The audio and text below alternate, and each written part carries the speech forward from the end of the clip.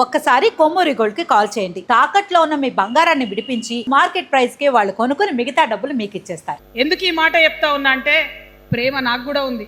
నాకు తండ్రి కావచ్చు, అది వేరే విషయం. కానీ ఒక రాజకీయ నాయకుడిగా వారు ఈ మధ్య రాజకీయ పరిణితి కోల్పోయి మాట్లాడుతూ ఉన్నారు. కేటీఆర్ గారు మాట్లాడిందంటే ఓకే అనుకోవచ్చు, ఆయనకు పెద్దగా తెలియదు పాపం. కానీ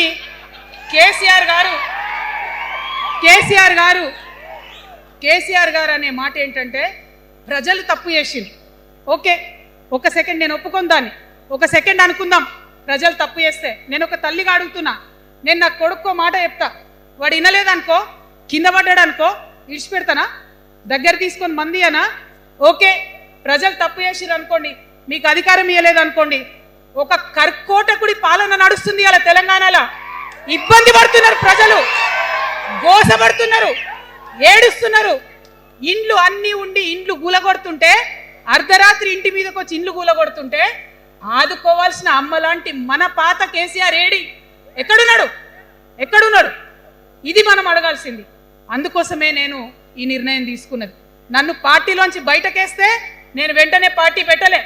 ఆనాడు కూడా చెప్పిన, నేను ఆలోచన చేస్తున్నా, మారతారేమో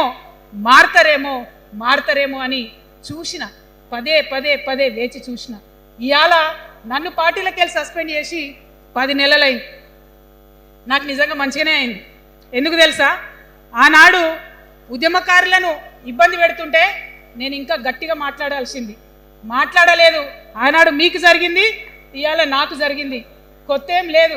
కేసీఆర్ కోసం, టిఆర్ఎస్ పార్టీ కోసం, ఆనాడు తెలంగాణ ఉద్యమం కోసం ఇండ్లు అమ్ముకొని, భూములు అమ్ముకొని, ప్రతి ఊర్లో టిఆర్ఎస్ కండువా వేసుకొని పోరాటం చేసినటువంటి కార్యకర్తలు ఎక్కడున్నారు ఇవాళ? ఒక్క గుళ్ళ మెంబర్ ఇయర్ రాలేదా? ఒక్క గుడి చైర్మన్ ఇయర్ రాలేదా? తెలంగాణను వ్యతిరేకించి ఉద్యమాన్ని తొక్కిపట్టి మన మీద లాఠీలు పెట్టి కొట్టినటువంటి వాళ్ళకు తీసుకొచ్చి ఎమ్మెల్యే సీట్లు ఇచ్చి వాళ్ళ అనుచరులు వచ్చి మిడతల దండలాగా మన కార్యకర్తల మీద పడితే, తల్లి కోడి కాపాడుకున్నట్టు పిల్లల్ని కాపాడుకోవాల్సిన మన కేసీఆర్ ఏడబోయింది. వచ్చిందా ఎవరికన్నా పదవులు?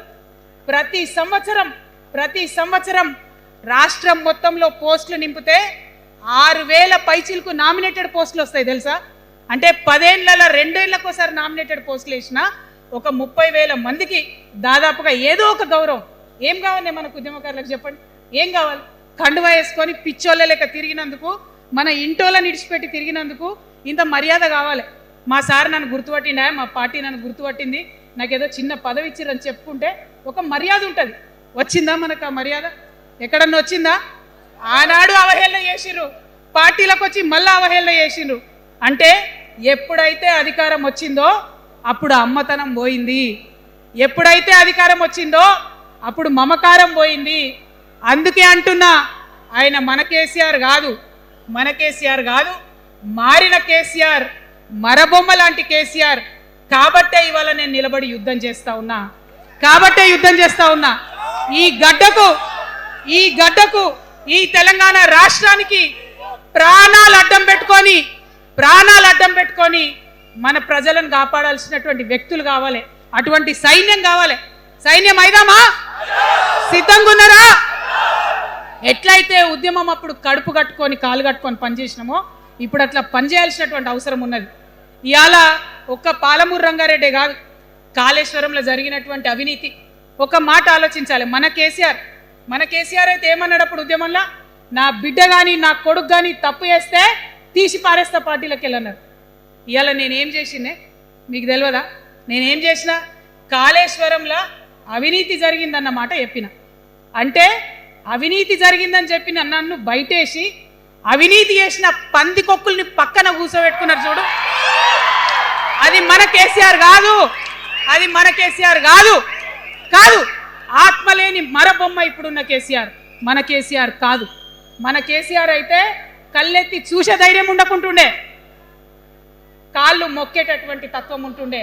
ఇవాళ అది మన కేసీఆర్ కాదు. కాబట్టే ఎదురుగా నిలబడి కొట్లాడుతా. నాతో కలిసి వస్తారా? సిద్ధమేనా? ఇవాళ బీఆర్ఎస్ పార్టీ చేస్తున్నటువంటి అనేక తప్పులు, అనేక అంశాలు ఉన్నాయి. 1 కాదు 2 కాదు. ఇది ప్రారంభం మాత్రమే. మొదలు పెట్టినాం, జస్ట్ ఇల్లలికినం, in front there is crocodiles festival. తర్వాత చాలా చెప్పేది ఉంది, అప్పుడు చెప్దాం. ఇప్పుడు ఏం జరుగుతుంది ఈ రాష్ట్రంలో? ఒక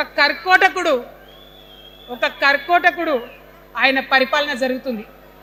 బాధ అనిపిస్తుంది ఒక పొలిటికల్ లీడర్ని కర్కోటకుడు అనాలంటే, కానీ అనక తప్పని పరిస్థితి.